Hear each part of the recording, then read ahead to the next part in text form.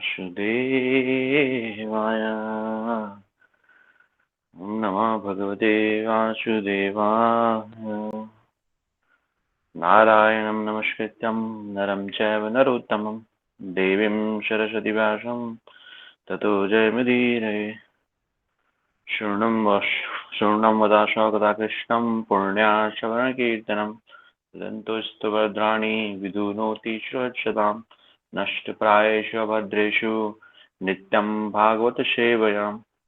भगवते उत्तमश्लोके भक्तिर्भवति नैष्टिकी। कृष्णाय वासुदेवाय देवकी नंदनाय च नन्दगोपकुमाराय श्रीगोविन्दाय नमो नमः। नमः पंकजनाभाय नमः पंकजमालिने नमः पंकजनेत्राय नमस्ते पंकजांगहे। नमः ओं विष्णुपादाय कृष्णपृष्ठाय भूतले श्रीमते भक्तिवेदांत स्वामिने इति नामे। नमस्ते सरस्वती देवी गौरवाणी प्रचारिणे निर्विशेष शून्यवादी पाश्चात्य देशतारिणे। जय श्री कृष्ण चैतन्य प्रभु नित्यानंद श्री अद्वैत गदाधर श्रीवासादि गौर भक्तवृंद। हरे कृष्णा कृष्णा कृष्णा हरे हरे हरे राम राम राम हरे हरे। ग्रंथराज श्रीमद् भागवतम की जय। ग्रंथराज श्रीमद् भागवतम। आज भागवतम का 24वां श्लोक, फर्स्ट कैंटो 10वां अध्याय 24वां श्लोक।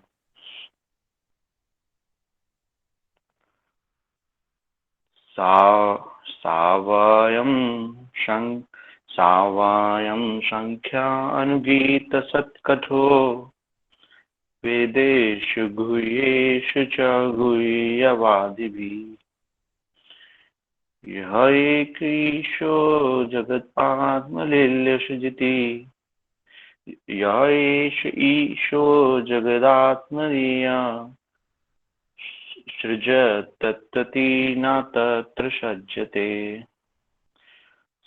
सावायं संख्यानुगीतशतकथो वेदेषु गुह्येषु च गुह्यवादिभिः।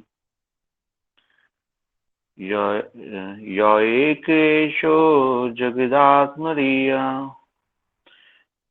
सृजत् न तत्र सज्जते। सावायं संख्यानुगीतसत्कथो वेदेषु गुह्येषु च गुह्यवादिभिः। य एकेशो जगन्मात्मलीया सृजत् तत्त्वत् तत्र सज्जते। सावायं संख्यानुगीतसत्कथो वेदेषु गुह्येषु च गुह्यवादिभिः।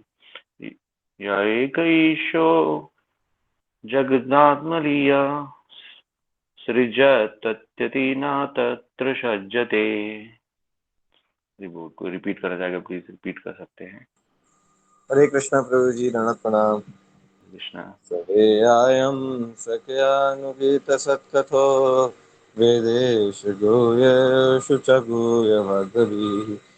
या एकैशो जगदात्मलीलया सृजते अवदति न तत्र सज्जते। कोई और रिपीट। हरे कृष्णा प्रभु जी, दंडवत प्रणाम। हरे कृष्णा प्रभु जी, धन्यवाद। सावायं संख्य अनुगीत सत्कतो वेदेषु गुह्येषु च गुह्यवादिभिः। एक ईशो जगदात्मलीलया सृजते वत्यत्र न तत्र सज्जते।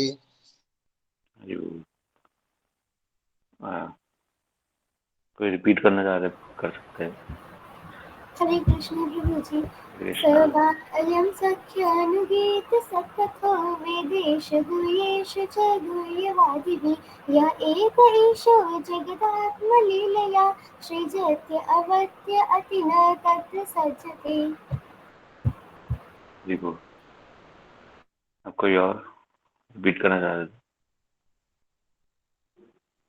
ठीक है, तो इसका ट्रांसलेशन करते हैं हम। इसका ट्रांसलेशन इस तरीके से है कि oh dear friend, here is the very personality of Godhead, whose attractive and confidential pastime are described in the confidential parts of Vedic literature by his great devotees. It is he only who creates, maintains, and annihilates the material world and yet remain unaffected. Hare Krishna.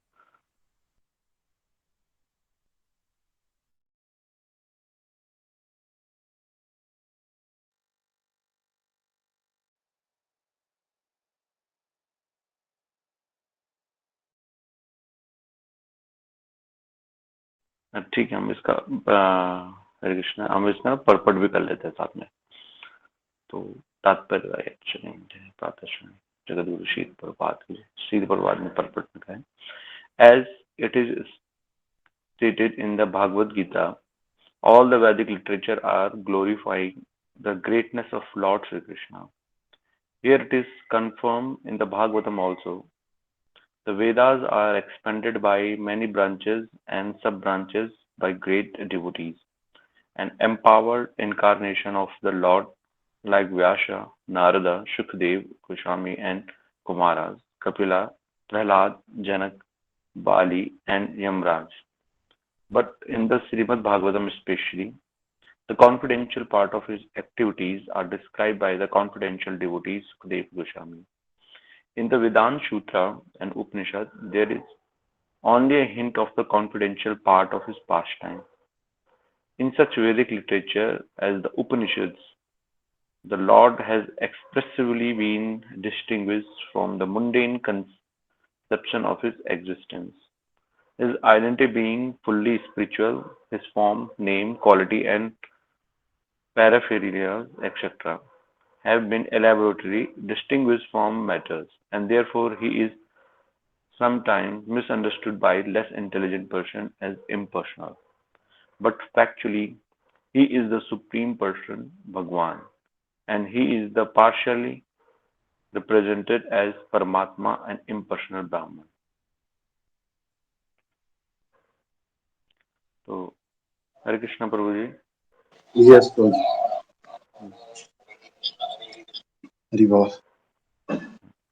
तो हम देख रहे हैं कौन सा वर्ष है प्रभु जी, ये है 24। ओके, 24 वर्ष नंबर 24 और चैप्टर 1.10 20। कल वाला है ना? नहीं प्रभु जी, आज मैं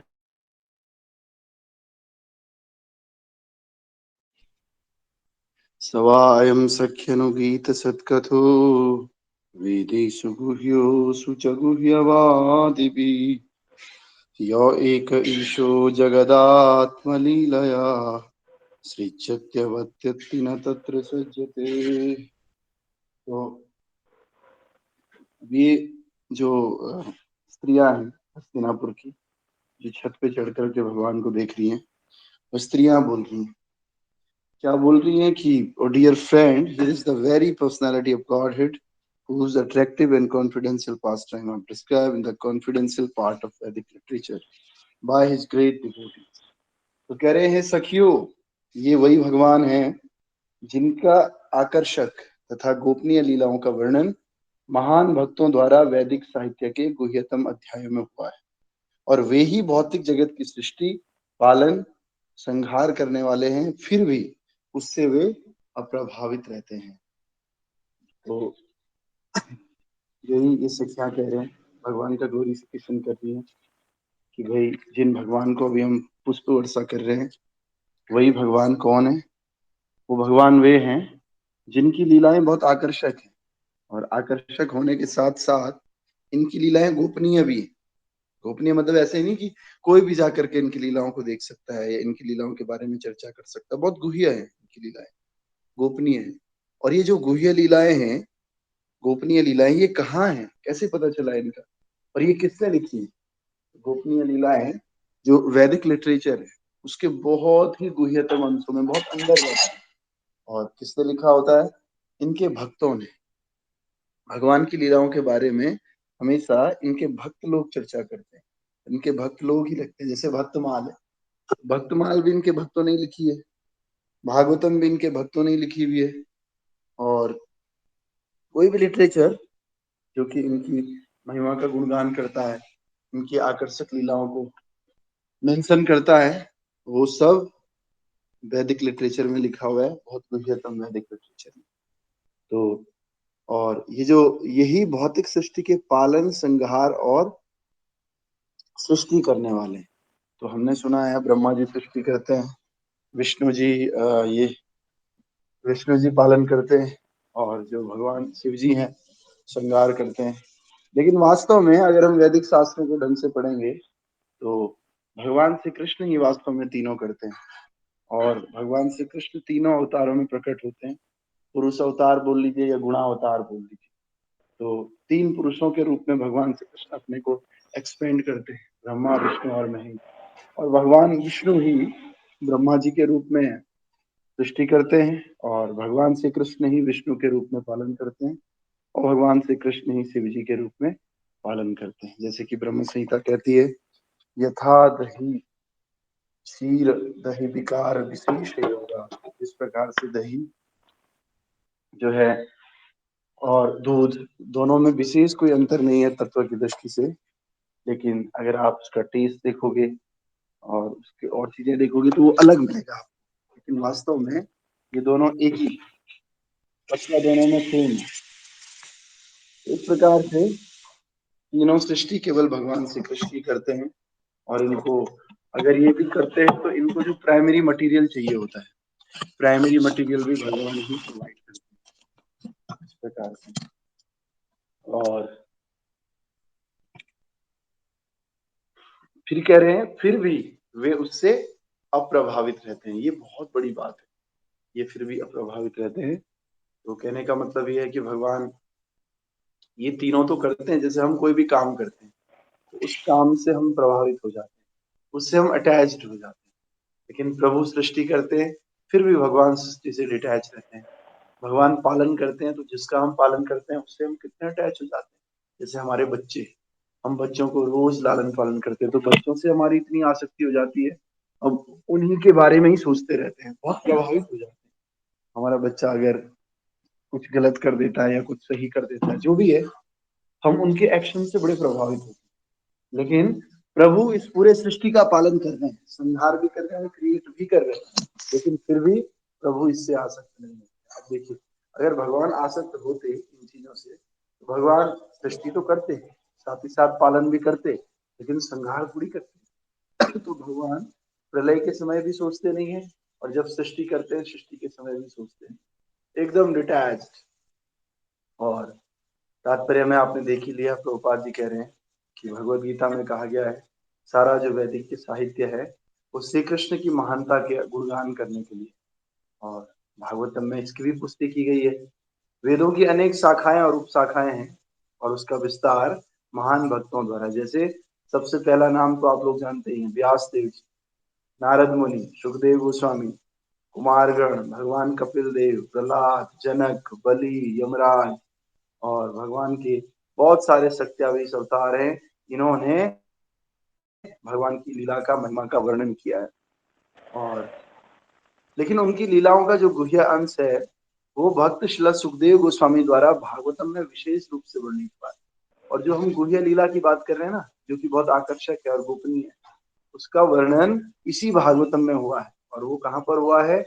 वो हुआ है 10वें अध्याय, रास पंचाध्याय, और वो श्रील सुखदेव गोस्वामी ने किया है।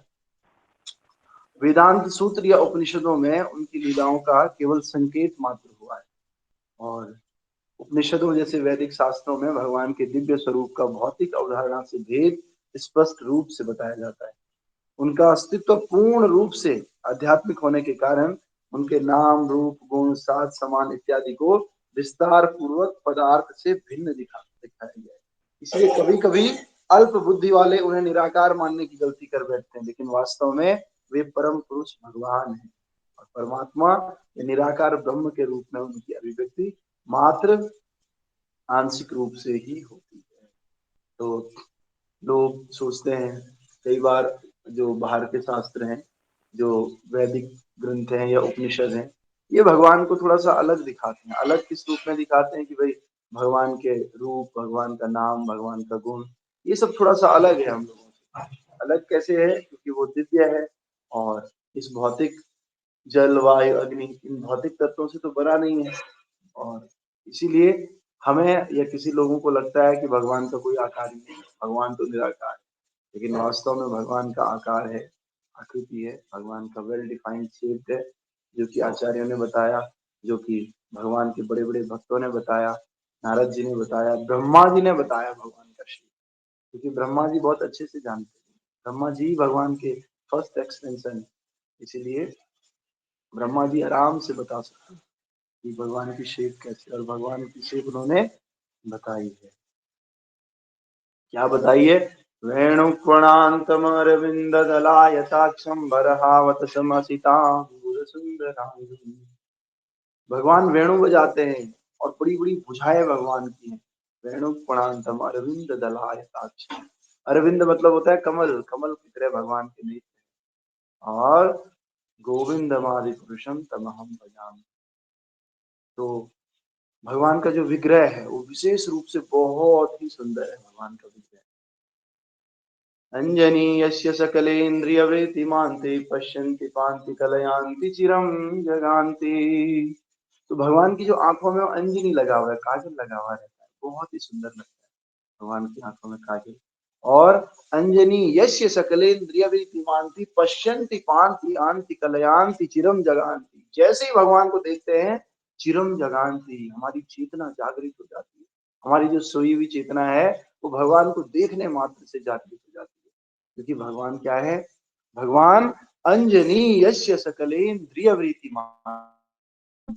इसलिए ऐसे भगवान श्री कृष्ण का वर्णन हर जगह थोड़ी हो सकता है, बहुत ही गोपनीय भक्तों के द्वारा और गोपनीय गुह्य अंशों में होता है शास्त्रों। दूसरा, हम भागवतम में और जगह भी देखते हैं, और लोग भी, कुंती महारानी भी भगवान के रूप का वर्णन करती है। क्या कहती है? नमो पंकज नाभाय, नमो पंकज मालिनी, नमो पंकज नेत्राय, नमस्ते पंकजांग्रे।